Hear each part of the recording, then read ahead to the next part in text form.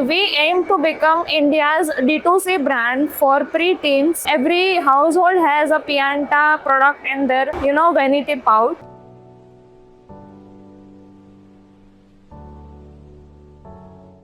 Hey, hi, Jenny. Hello, sir. Jenny, could you please tell us a little bit background about your company and where are you, when you started and where are you currently? And most important, you need to tell us why you started this, what motivated, what is the trigger that motivated you? First of all, I would like to answer your question that what triggered me was my own problem. Like, as you see in the Indian cosmetic market, it's very cluttered. Like, there are no safe options for preteen girls. First of all, if as a mother, if you or a father, if you look for organic beauty things for your daughter in the shelf itself, you won't be able to trust any product that you can give it to your daughter without any hesitation. That's the same problem my mother faced, and she stopped me from using all those beauty products because it was not suited to me. So that's where all parents are facing this issue, and you cannot let your kids not explore beauty. So we found the safe options for pre-teens so that they could explore things from that are made from scratch. Like, it's made all from flower and plant based. I did my research, I found a gap, and then tried to fill the gap in the Indian market for the pre-teens, where parents can easily trust a brand, where they can give it to the kids very without any hesitation.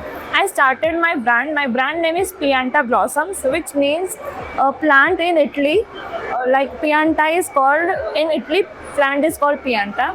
And I started it in 2023. In 2023 October, I started with very low going shades, which were not suited to Indian skin tones, as I was not an experienced maker, formulator. I started with 10 shades, and now I'm into 24 shades, which suits every Indian skin tone. And I have a range of lip balms, lipsticks, and I'm planning to go for all the color cosmetics part as of now. Okay. So this is very evident that why you started, because your mother had that fear, and that's amazing. So what is your vision and milestone? What do you see, the long-term vision and short-term milestone? See, we aim to become India's D2C brand for pre-teens. Like, every household has a Pianta product in their vanity pouch, and our current milestone is to at least cover the local market of Gujarat, covering all the major districts of Gujarat, and have online as well as offline presence over there. Okay. And currently, what is your customer based out of region? It's currently from 5 major cities. It's from Ahmedabad, Vadodara, Surat, Rajkot, and Gandhinagar.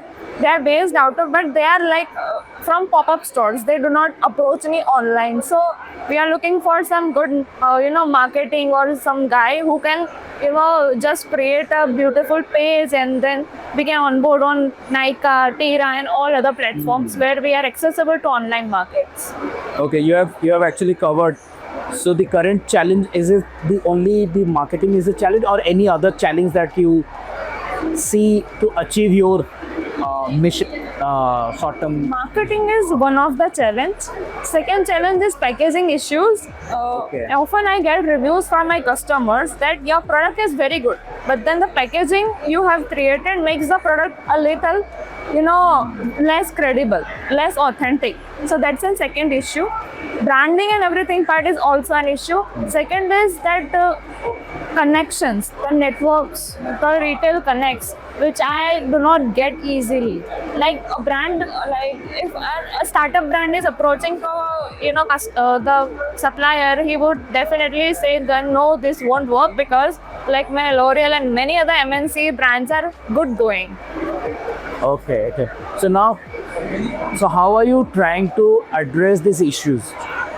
First of all, I'm trying to tell them that it's I have all the certifications done. There are no harmful issues in the I can give good margins at the initial stage, so that I can give good initial offers and then I can have, like, online presence is more important so that customer could, pick that I want Pianta lipsticks. When they approach from the front end, the shopkeeper is going to keep it from there. Could you remember any challenge that you had and you overcome that particular challenge?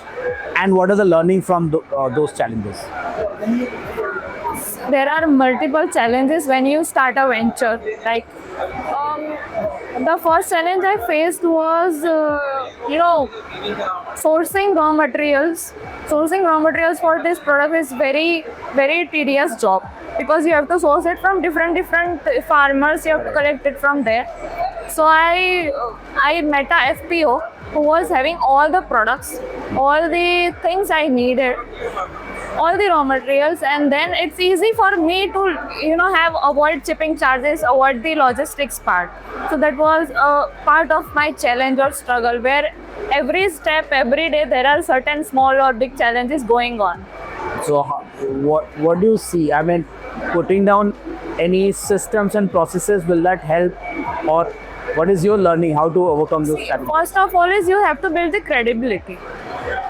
I remember one, word or statement given by one of my vendor. When I went to him, he was like, I cannot trust you on the payment part. I told him that please give me on credit. He told me, I cannot trust you. You are like a woman entrepreneur. I cannot, trust you. And when I gave him multiple orders, now today he is approaching me. He is giving me respect. He is giving me on credit. And the respect he has given me when he told, and today it's a very vast difference. Okay, great. So in the ecosystem, so you're from Anand, right?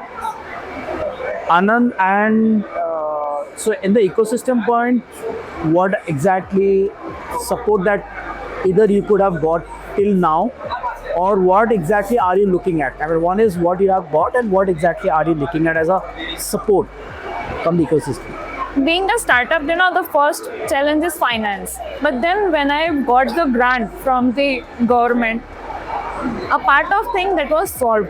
Second part is execution. When you do not have a proper roadmap or someone to guide you, have a mentorship.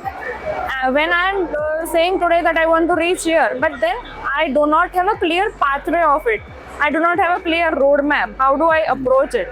So someone who is guiding me to go this way or approach this channel, it would be a very great help. So mentorship, networking is all about the ecosystem which we are looking for. Okay, and in Anand, how is it? Because Anand is not far from Ahmedabad, if I'm not wrong, right? Yes. So, are you dependent on Ahmedabad ecosystem, or Anand also has a good ecosystem, or it does not? See, at the initial stage, I was not aware about what opportunities or options we are open to. So when I was open to Anand, I felt it was very good. But when I explored other cities, it felt that there are many more things that are missing in the Anand itself.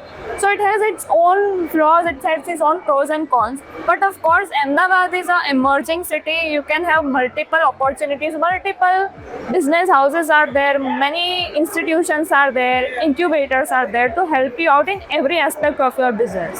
When Anand is limited to certain things. That triggers one question which was not there when I was planning. So, is this something that you are also thinking of, maybe Anand now, but after some time you'll move your business to other cities, considering the opportunities and the other scopes?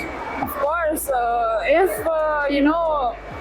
destiny helps me, I want to not only one city, many multiple cities, and even on the global stage. I want to take it on the global stage, of course.